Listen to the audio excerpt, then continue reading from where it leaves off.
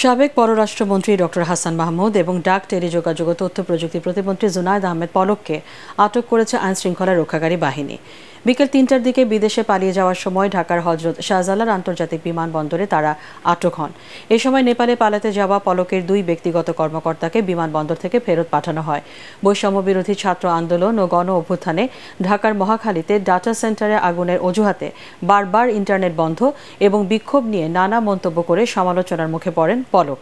আর ছাত্র আন্দোলনে জামাত শিবির ঢুকে গেছে জানিয়ে ভিডিও ফুটেজ দেখে তাদের বিরুদ্ধে ব্যবস্থা নেওয়ার ঘোষণা দিয়ে সমালোচিত হয়েছিলেন ডক্টর হাসান মাহমুদ।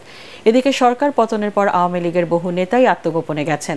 কেউ দেশ ছাড়তে পেরেছেন, অনেকেই দেশ ছাড়ার জন্য চেষ্টা করছেন, আবার অনেকে দেশ ছাড়ার আগে আইনশৃঙ্খলা রক্ষাকারী বাহিনীর হাতে ধরা পড়ছেন। এদিকে বৈষম্য বিরোধী ছাত্র আন্দোলনের ২,০০০-এরও বেশি শিক্ষার্থীকে জামিন দিয়েছে আদালত। জামিন পেয়েছেন তারেক রহমানের বন্ধু ব্যবসায়ী গিয়াসউদ্দিন আল মামুন সহ বিএনপি, জামাত সহ বিভিন্ন দলের ১,০০০-এরও বেশি নেতাকর্মী।